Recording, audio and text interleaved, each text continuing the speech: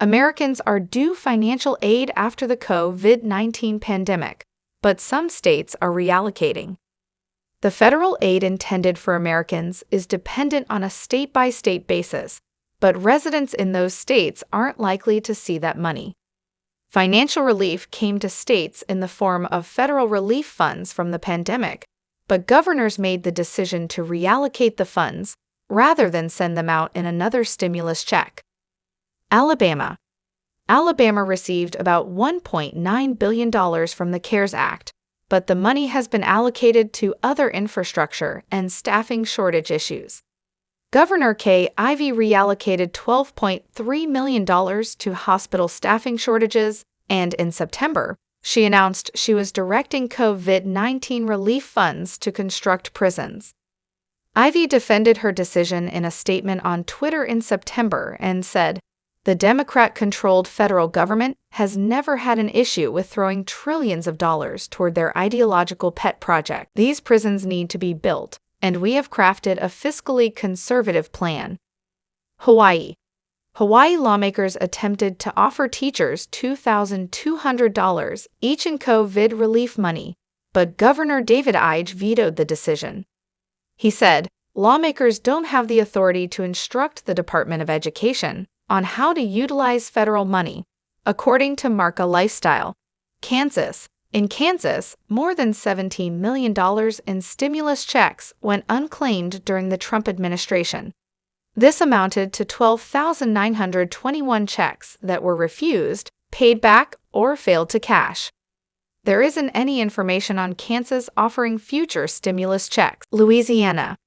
Due to reading problems in the state, Louisiana is allocating $40 million to a reading program to help students who don't read at their grade level.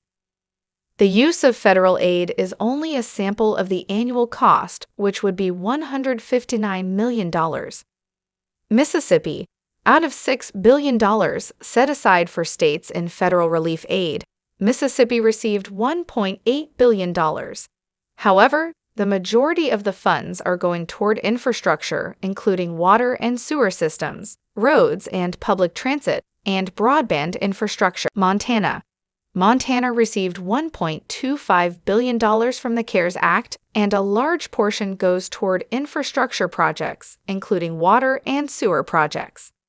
The Montana official state website says, "Montana Emergency Rental Assistance Program is now available for Montanans who have lost household income as a direct or indirect result of the COVID-19 pandemic and are at risk of housing instability."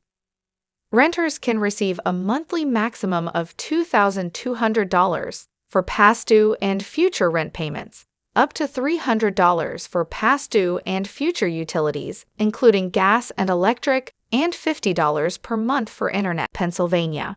Rep. Diane Herron said she wants to use the federal stimulus money wisely and pass the Pennsylvania Rescue Plan.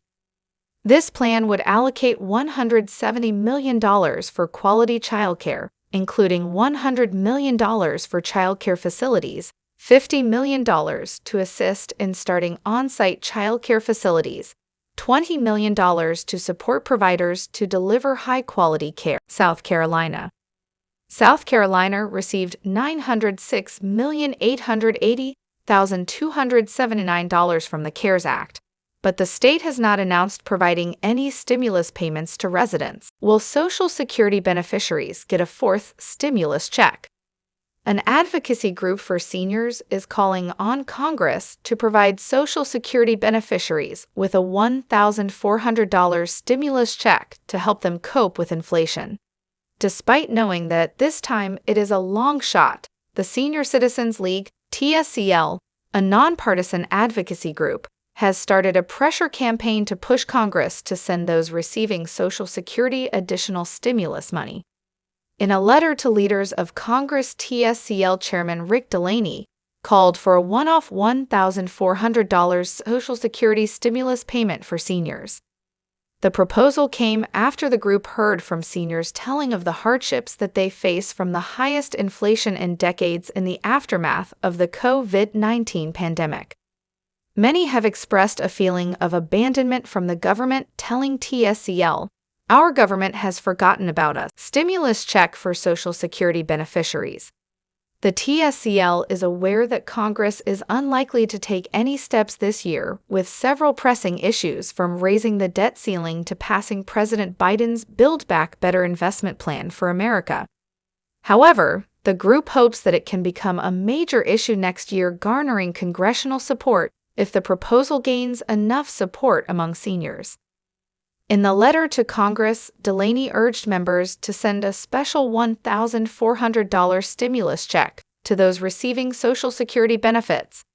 Such a measure could help defray the costs associated for some seniors from the 2022 cost of living adjustment, which was the highest in 40 years, pushing them into a higher tax bracket. Besides higher taxes, the increase could also bring with it a rise in surcharges to their Medicare Part B premiums, both of which would completely offset any gains. Senior citizens experiencing hardships. The letter began by highlighting that the organization has heard from thousands of seniors who have exhausted their retirement savings and started eating just one meal a day or cutting their pills in half because they can't afford their prescription drugs. Next year's cost of living adjustment, or COLA as it is known, was recently announced, with an increase of 5.9%, one of the biggest increases in history. But while some argue that the financial problems experienced by seniors will be solved with the introduction of the 2022 COLA, the TSCL disagrees. The TSCL project that the size of the COLA increase will not be enough to deal with this year's inflation, nor prior years of inadequate increases, inflation eating into Social Security beneficiaries' fixed income. The average Social Security beneficiary receives a check for $1,565. While some retirees have access to a private retirement account, a large portion relies solely on Social Security. This means that when a crisis like the pandemic hits, inflation and other economic impacts can take a devastating toll on their income. Since beneficiaries over a certain age are not allowed to work and receive benefits, their income is fixed. Without government action, they are left in a vulnerable position. Over the last year, prices of basic goods have increased rapidly. Consumers have paid higher prices across the board as the economy reopened and supply chains destroyed by the pandemic were reconstructed. In September, the Bureau of Labor Statistics reported that over the previous year, the Consumer Price Index for all items index increased 5.3% before seasonal adjustment. For food, people are on average paying 3% more than they were a year ago, and for many other goods, the trends are just as worrisome. Do lawmakers agree? The petition to raise support for the bill has reached over 1 million signatures, but there have been no national polls conducted to gauge the public's opinion of the idea. So far, leaders on Capitol Hill have been silent on their support or opposition to a targeted stimulus check for seniors. Under pressure from more conservative Democrats, those leading the bill have been forced to consider taking some aspects out of the legislation. Senator Joe Manchin has been stalwart in his opposition to the size of the spending. He said he will accept a bill closer to $2 trillion, and due to the lack of a full majority in Congress, his single vote is incredibly important. Helping Hand, the states offering extra food stamps worth at least $95 per household this month. Many states continue to extend food stamp support in wake of the ongoing COVID pandemic. For the month of November, 24 states have acknowledged an extension of the benefits. Last month, 4 to 5 states acknowledged the extension of benefits, according to the United States Department of Agriculture website. The emergency support is available under the Supplemental Nutrition Assistance Program, SNAP, and has been since the onset of the COVID crisis.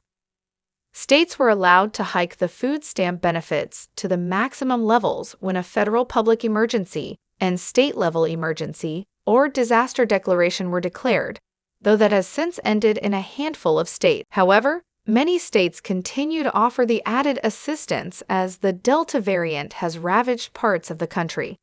Here is a list of confirmed states offering the maximum amount of cash for the month of November.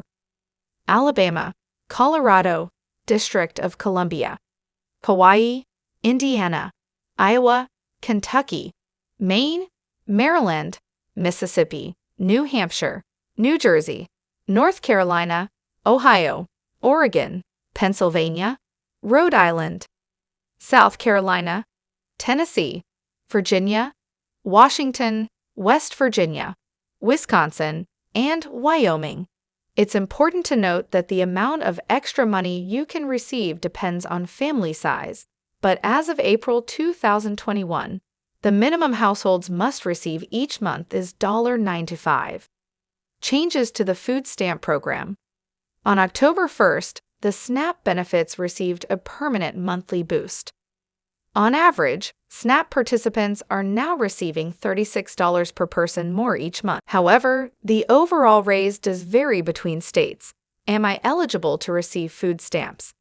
SNAP program eligibility varies from state to state, as it's a federally funded but state-controlled program. Generally, benefits are limited to those who have an income up to 130% of the poverty line, as identified by the government. The baseline starts at $12,880 for a single-person household and increases from there. But some states, like Michigan, require a bank balance under $2,001, and that's checking and savings combined. The Food and Nutrition Service, FNS, offers 15 nutrition assistance programs, including SNAP. Find your local SNAP program and social services agency to begin the application process today. Thanks for watching. Leave comments below. Stay tuned for more news and updates. Don't forget to subscribe to our channel.